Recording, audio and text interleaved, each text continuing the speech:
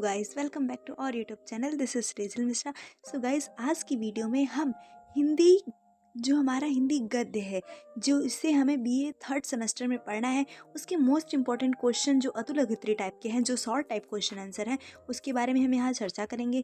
इसके question answer आपको 2 number में पूछे जाएंगे और आपको 10 क्वेश्चन पूछे जाएंगे। तो इसमें से आपके 10 में से 20 मार्क्स आपको इसमें मिल जाएंगे। ठीक है, तो चलिए एक एक करके हम एक एक क्वेश्चन आपको बताना स्टार्ट करते हैं।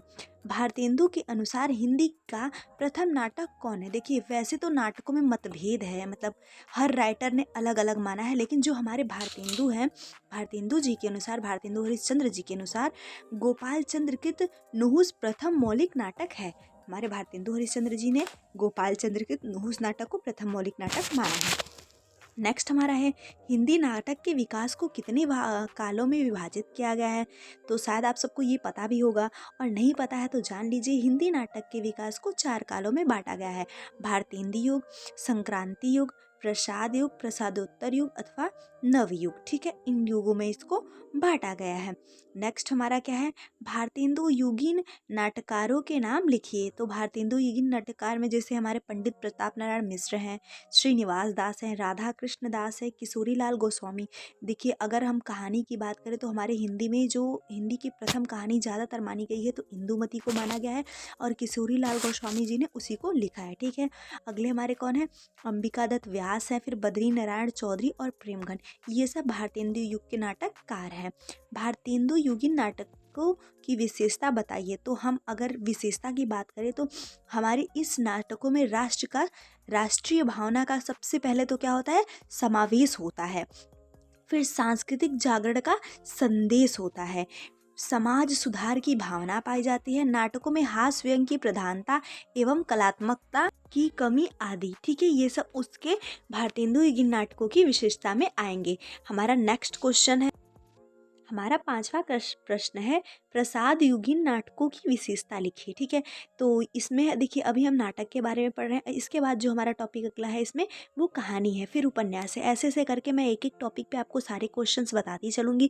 और अगर आपको ऐसे ही और इंपॉर्टेंट क्वेश्चन चाहिए, चाहे वो होम साइंस का हो, अगर आपको सोशियोलॉजी के भी चाहिए, तो आप मुझे कमेंट करके बताइए, मैं आप सबके लिए वो भी क्वेश्चन लाने की पूरी कोशिश करूँगी। ठीक है, तो चलिए अब हम प्रसाद युगीन नाटकों की कुछ विशेषताएं देखेंगे। इसमें भी सबसे पहले क्या होता है, राष्ट्रीय भावना का स्वर मुखर, फिर सांस्कृतिक चेतना को उद्बुद्ध किया गया, ऐतिहासिक चरित्रों को अपनाया गया, मौलिक नाटकों की बहुलता आदि। ठीक है, ये सब प्रसाद युगीन नाटकों की विशेषता है। अगला हमारा है, भारतेंदु युग से पूर्व किन्हीं 3 कहानियों के नाम लिखिए, जो भारतेंदु युग से पहले की कहानी है। तो इसमें देखिए, पहले हमारे लल्लू लाल कृत प्रेम सागर।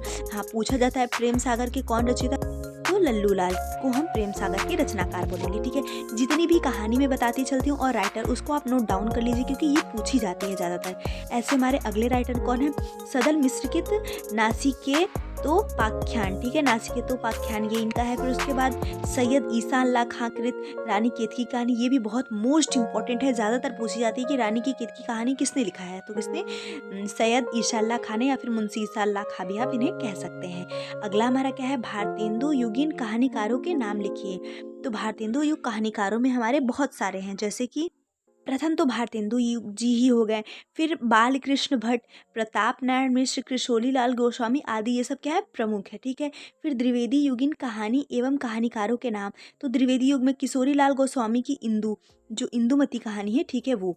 और अगली हमारी क्या है, रामचंद्र शुक्ल द्वारा लिखी 11 वर्ष का समय। देखिए, इसको भी पूछा जाता है कि यह कहानी किसकी है, तो आचार्य रामचंद्र शुक्ल द्वारा है।